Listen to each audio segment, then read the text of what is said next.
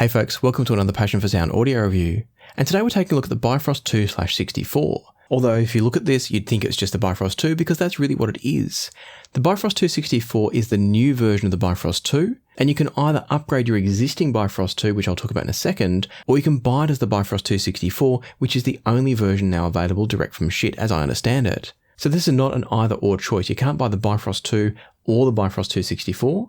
But you can choose to keep your original Bifrost 2 or upgrade the card if you want to. Hopefully that makes sense. It'll become clearer as we go through. The Bifrost 2 retails for $799 and it's a DAC that I have often said is, in my opinion, one of the best, if not the best, sub $1,000 DAC. While we're talking pricing, the card to upgrade an existing Bifrost 2 to the 2/64 version is a $300 upgrade, and what they'll send you is the board itself, which I was hoping to show you here, but I can't for the life of me find where I've put it.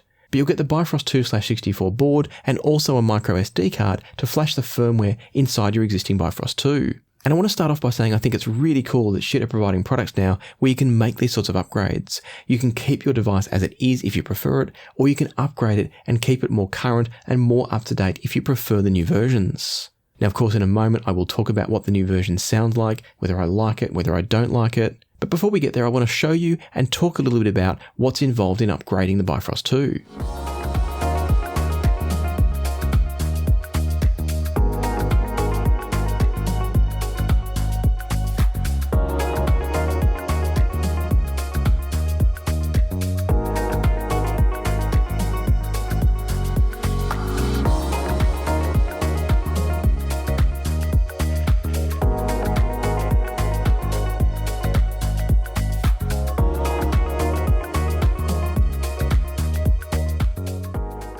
As you've just seen with the Bifrost 2, on the back of it you can easily remove one of the panels, which in this case is the panel with the XLR and RCA sockets.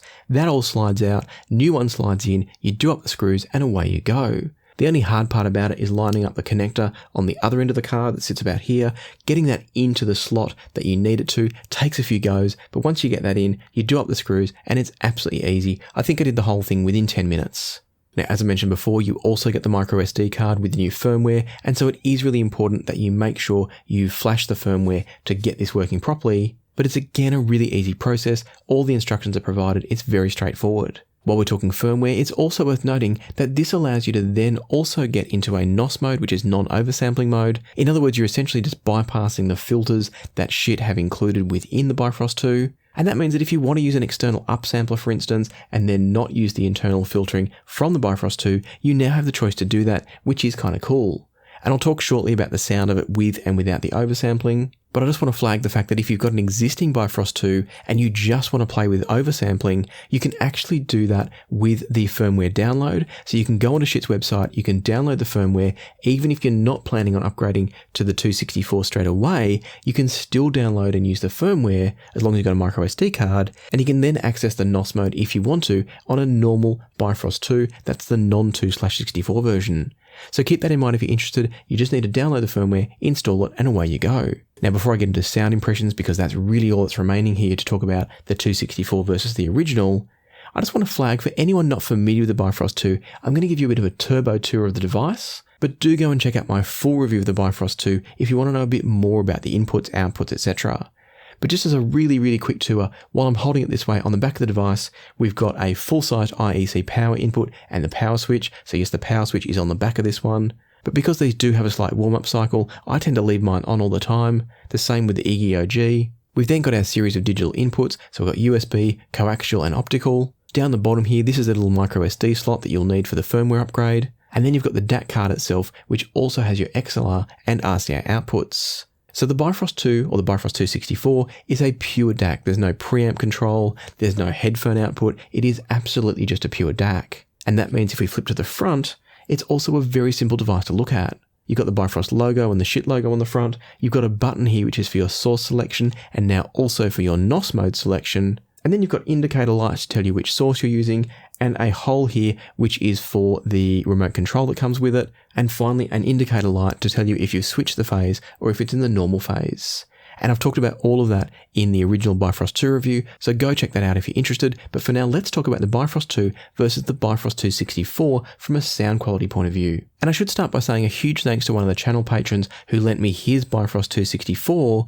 And so before I installed the card in this one, I was actually able to do a quick comparison of two units directly side by side. So there was no need for auditory memory. This was literally an instant switch from the Bifrost 2 to the Bifrost 264. And the first thing I found as I switched between them was the difference is not night and day. This is not one of those changes where you're suddenly going to get a completely different DAC by making the change. But that's not to say that it's completely irrelevant either. What I found as I listened to the Bifrost 264 and switched back and forth from the original Bifrost 2 was that the 264 version just brings a little bit more sense of texture and clarity and detail to the sound. And I know for some people that's going to be a welcome change, because I know some people have always felt that the Bifrost 2 was a bit too thick and rich. I never particularly felt that way, but I have seen comments from others who did. And so for those of you that are wishing the Bifrost 2 was just that little bit more kind of textural and detailed and maybe even airy, the Bifrost 264 could be just the thing. And to put that into perspective, one of the tracks I listened to during my testing was Trampled Rose by Alison Krauss and Robert Plant, and as I switched back and forth, what I heard was that the Bifrost 264 just helped to bring a bit more clarity and texture to Alison Krauss's voice. And there's also a percussive shaker used throughout this track, and I could hear more details from the shaker from the 264 than I could from the original. It wasn't a huge shift, we're talking 2 or 3%, but it's enough that it's noticeable. And indeed, I'd go so far as saying the 264 version to me can actually make the original sound a tiny bit kind of blunted or muted. It's like there's just a bit more energy coming from the 264. And this is where things get interesting, because some people complained that the original Bifrost 2 didn't have enough of that energy, enough of that texture, whilst others absolutely loved it. And I've seen people comment on the fact that they think the 264 has taken away some of the magic of the original Bifrost 2. And a lot of that's going to come down to the amp and the speakers or headphones that you're pairing it with as to which one's better. If you've got a system that's been designed around the richer, warmer sound of the Bifrost 2, and again, reminder, we're talking 3-4% max. If you've got a system that's been designed around that sort of slightly richer, warmer sound, then you might find the Bifrost 264 goes a little bit too far. But if you've got a system where your amp and your headphones already have the right amount of warmth and body for the rest of your setup, you might find that the 264 is just the answer. And to hopefully make that even more clear, I think the Bifrost 264 sound is probably closer now to a lot of the Delta Sigma DACs on the market. And I don't mean that it now sounds like a Delta Sigma DAC, we'll talk about that in a moment. What I mean is that it's got that little bit more sense of texture and attack that the Delta Sigmas tend to, and that the original Bifrost 2 didn't. But before you think that I've just said that the Bifrost 264 is now like every other Delta Sigma DAC on the planet, I want to specify the fact that as I listen more and more to the Bifrost 264 and the original Bifrost 2, the thing that was really evident was that the sense of space, which is the key thing that separates the Bifrost 2 and 264 from Delta Sigma DACs, that sense of space is actually improved further in the Bifrost 264. And specifically what I mean is that both versions of the Bifrost 2 produce a sense of layering and depth in the soundstage that most Delta Sigma DACs, maybe even all Delta Sigma DACs, can't quite match. The traditional Delta Sigma design, so I'm talking here about anything using an AKM chip, an ESS chip, a Cirrus Logic chip, all of those, they all tend to produce a soundstage which can be quite wide, but very rarely has much depth. Whereas the Bifrost 2 versions both produce depth as well as width. And with the 264, it produces a bit more sense of space, and not in the sense of the image placement, but in the sense of it was revealing to me very, very, very fine spatial details in the mix. So on a quieter mix, or in between quiet passages, what I'd find was that I was able to hear more of the room they were in. So it's almost like you can hear the little tiny reflections that our ears use to work out where things are in space. And the Bifrost 264 is just resolving those things a little tiny bit better. Again, it's not a night and day shift. You're not going to plug in the 264 board, switch it on and think it's a completely new DAC. But it is incrementally a step of improvement in my opinion, assuming that your system didn't need the extra warmth or maybe less texture and detail of the original Bifrost 2. And so for me, the Bifrost 264 is clearly an upgrade. It might be one of those things when you first plug it in, there can often be a little bit of burn-in required because there are components on these boards like capacitors that need a bit of a power cycle to kind of loosen up if you like. And I must say, I did find as I did more and more testing between the two, it became easy to hear the differences. And I can't put that down to whether or not it was a case of burn-in of the actual devices and the components, or if it was a case of me starting to find what the differences were and then being able to more easily hear them. But my point in saying this is if you do the upgrade, give it a little bit of time to settle down. Don't expect it to blow you away immediately. In fact, don't expect it to blow you away at all because it's not that kind of an upgrade. But do give it some time, and I think what most people will find, depending on your source chain, is that you will prefer the 264 because of its extra sense of detail, resolution and space in an incremental step. But the other thing I want to talk about before we talk about another comparison, and that's to see just how good the 264 is. Before we get there though, let's talk about using the Bifrost 264 with OS mode, which is oversampling, and NOS mode, which is non-oversampling. So this is now talking only about the Bifrost 264. We're going to put the original Bifrost 2 away, and talking only about the Bifrost 264 and switching between the oversampling mode, which uses the Mega Combo Burrito filter, as they call it from Schiit. That's basically Schiit's custom DAC filters. So using those in OS mode versus switching them off in non-oversampling mode. And what I found was that switching into the non-oversampling mode, the sound became just a little bit fuller. Everything became just a little bit looser, and I don't necessarily mean loose in a bad way, but things weren't quite as sharply defined in the non-oversampling mode as they were in oversampling mode. In the oversampling mode, things like transients, so those leading edges of notes, when a piano key gets hit, or a cymbal gets struck, or a guitar string gets plucked, all those leading edges are just a little bit better defined, a little bit clearer and more articulate, more focused you could say. All of those are better in my opinion from the oversampling mode, but it's a very, very fine shift. And so it's not a night and day shift once again. It's one of those things where I think some people are going to prefer that slightly smoother and looser sound of the non-oversampling mode, whilst others will prefer the tighter focus and clarity that the oversampling mode provides. For me, I would stick to the oversampling mode personally because I prefer the slightly sharper, cleaner image.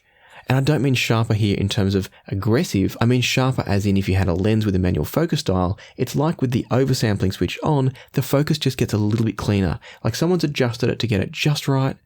Whereas with the non-oversampling mode, it's like it's just ever so slightly out of focus, which can be pleasing sometimes, but also is not, in my opinion, as accurate and enjoyable and revealing. And in fact, in my notes, one of the things that I wrote down as I was testing these was that I feel like the non-oversampling mode doesn't bring any benefits other than if you need to take a little tiny bit of the edge off. There's nothing else that it does for the sound that is in any way better for me. The oversampling mode has benefits with no drawbacks. In the non-oversampling mode, the only benefit I can see is if you were looking to take a tiny little bit of edge out of the sound, we're talking 0.5%, if you had a really aggressive system and you just wanted a bit softer. Of course, there is also the opportunity to use an external upsampler, whether it's an M-scaler, HQ player, or some other option. You could, of course, do the upsampling externally, but that's not something I had the time to test here, and I didn't want to overcomplicate this review.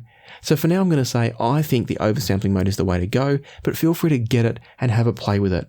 As I said, you can download the firmware for free, play with it on your stock Bifrost 2 or on the 264 and see what you like. In the end, it is going to be a personal preference decision. But before we wrap things up there is one other comparison I want to talk about, and that's with the Schiit Yggy OG or the Yggy OG, and the reason for that is because the Bifrost 2 was already like a mini Yggy. It's not as good as the Yggy in its stock form, the Bifrost 2 original. It's not as good as the Yggy, but it's very clearly on the way there. And so once I heard the slight upgrade that the 264 card provided, I was very curious to see if that now closed the gap and made it a harder choice to go for the Yggy OG given the massive jump in price, or just to get the Bifrost 264. And so I fired the two of them up, listened to them side by side, and on this occasion I was listening to I Should Go by Vincent McMorrow, and what I heard was that the Bifrost 264 tonally is basically identical to the Yggy OG. As you flip between the two of them, anyone that's only listening for the tonality is probably going to tell you that they sound identical, and that's because tonally, I believe they do. But where things are a bit different is in the spatial information. When you jump between the Yggy OG and the Bifrost 264, the Bifrost 264 is just a flatter overall presentation. As I said before, it still has more depth than a traditional Delta Sigma chip-based DAC, but it doesn't give you the same level of depth and spatial information that the fully fledged Yggy OG does. Something else that I noticed as I kept listening to this track more and more was that the Yggy OG also reaches a bit deeper in the bass. So tonally, it's not that the Yggy OG has more bass than the Bifrost 264, but it just has more presence in that bass. And so to make this really clear, I'm not suggesting that there's any kind of lump or bump in the frequency response. I think both of them would measure absolutely flat. Both of them come across sounding very neutral. But there's a sense of foundation, a sense of presence in the bass from the Yggy that the Bifrost 2 doesn't quite match. The other thing that I started to notice as I listened more and more was that the Yggy OG also pulls out that last kind of 1% of details, micro details, textures. So things like the raspiness of a voice, you'll hear it from the Bifrost 264, but you'll really understand it from the Yggy OG. I also found as I continued to listen that a lot of this came down to which track I was listening to. On some tracks, the differences were really evident between the two. On other tracks, it was much closer. So if you've got a full, punchy track, you will hear a bit more difference in the way the Yggy OG delivers the sense of kind of foundation and presence in the bass. And when things get busier, I find the Yggy OG does a better job of kind of handling and separating that. So you'll start to hear a bit of separation there between the two. Whereas on a very stripped back and simple recording, that's where I actually had more trouble separating the two. Because both do all the basics right. It's in the ability of the Yggy OG to be technically stronger when it really matters. That's really the point of separation. And it actually reminds me a bit of when I've compared, say, some of the chord DACs to some of the really good Delta Sigma chip-based DACs. It's similar to that, where tonally they can sound exactly the same, but as you listen a little bit more, it's some of the nuances, it's some of the spatial cues, it's the ability to pull out that last little final bit of information that lets you understand the timbre of an instrument just a bit more. It's those really, really subtle cues. And so that's really a key point for me. If you happen to listen to both of these side by side, try not to just listen to tonality, because it won't tell you anything. You're going to hear two DACs that tonally are basically identical. It's in listening to the space of the recording, in listening for those very, very fine details of someone's vocal texture, or maybe if it's a stringed instrument, trying to get a sense of the resonance that's coming through and the richness that's coming through of a guitar or a violin or a cello. That's the stuff that the Yggy OG just pulls out a little bit more than what the Bifrost 264 can do. But that also leads me to a nice conclusion, which is to say that if you're listening on a mid-tier setup, if you've got a moderate set of headphones and a moderate headphone amp, let's say it's in that sort of $1,000 each maximum for any of those components. So maybe it's a Hyphen and Ananda Stealth Edition, it might be a Burst & Soloist 3XP, or a Rebel amp, or a Singer SA1. If it's any of those, the Bifrost 264 is absolutely all the DAC you probably need. And whilst the Yggy OG is better, I don't know how much of the benefits you're going to hear until you then step the rest of your source chain up to the very, very top tier levels. And so to bring all this to a close, what I'd say is that for me, the Bifrost 264 upgrade, if you've got an existing Bifrost 2, is absolutely worth it, I think, if you like the sound of what I described. If you're buying a Bifrost 2 fresh, I think it's nothing but good that you're now going to get the 264 version. It's a better DAC in my opinion, and it brings it even closer, as I've already said, to the Yggy OG. And then the final thing is just to reiterate the fact that if you're not